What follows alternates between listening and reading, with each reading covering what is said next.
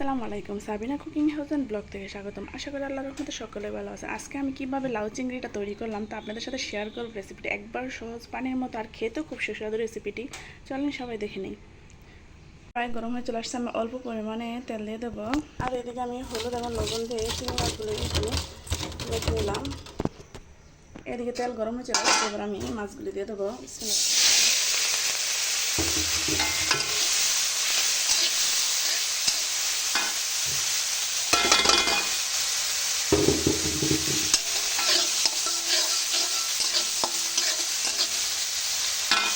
মাছগুলো আমি চিংড়ি মাছগুলো হালকা ভেজে নিয়েছি। এবার আমি কেটে রাখা লাউগুলো দিয়ে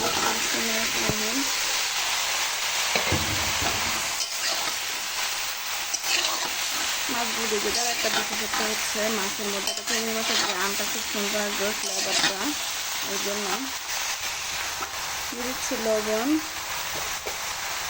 হলুদ গুঁড়া, ধনিয়ার গুঁড়া,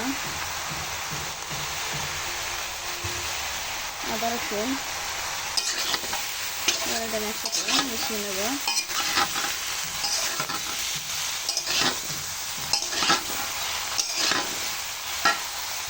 এবার আমি দিয়ে দেবো আস্ত কাঁচামরিচ।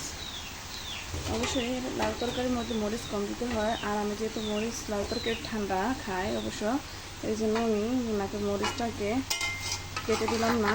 আর অবশ্যই লাউ তরকারি জাল দিতে হয় না বেশি, আর যদি বেশি পরিমাণ জাল দেন লাউ তরকারি স্বাদ থাকে না, আর লাউর মধ্যে নিজে থেকেই পানি ওঠে। আমি লাউ কেটে নিয়েছি সাইজ মতো। দেখেন আজকে লাউ চিংড়ি রান্না করব। এদিকে আমি চিংড়ি মাছ বেছে নিয়েছি। ছোট সাইজের চিংড়ি মাছ দিয়ে লাউ অসাধারণ একটি মজাদার রেসিপি। চলুন সবাই দেখে নিই। আলহামদুলিল্লাহ অনেকটা সুন্দর হয়ে চলে আসছে আমার লাউ চিংড়ি। এখন আমি কয়েকটা কাঁচা পেঁয়াজ দিয়ে দিচ্ছি। আর এদিকে একটা লাউ আমি দেখাচ্ছি যে কতটা সুন্দরভাবে সিদ্ধ হয়ে চলে আসছে।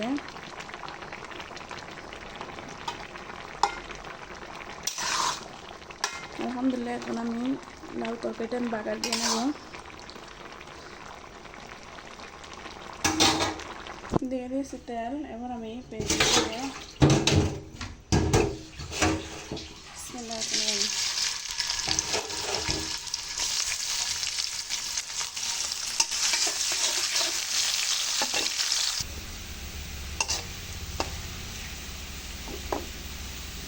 এবার আমি আমার পেঁয়াজের বাগারটা আমি লাউর মধ্যে দিয়ে দিচ্ছি।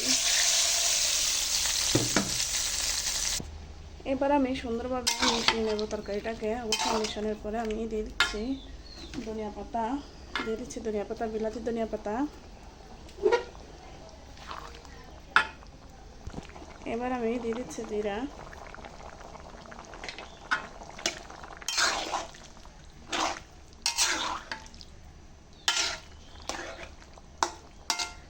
এবার আমি একটু অল্প জল কমিয়ে নেব, তাহলে আমার লাউ এবং চিংড়ি খুব সুন্দরভাবে তরকারিটা হয়ে যাবে।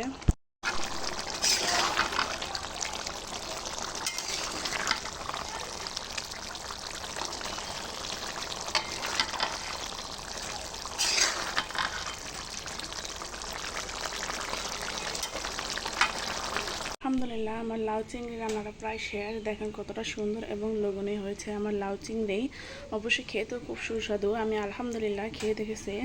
অবশ্যই আমার রেসিপিটি ভালো লাগলে আপনার বাসায় ট্রাই করবেন। আর সকলের জন্য দোয়া রইল। আল্লাহ হাফেজ।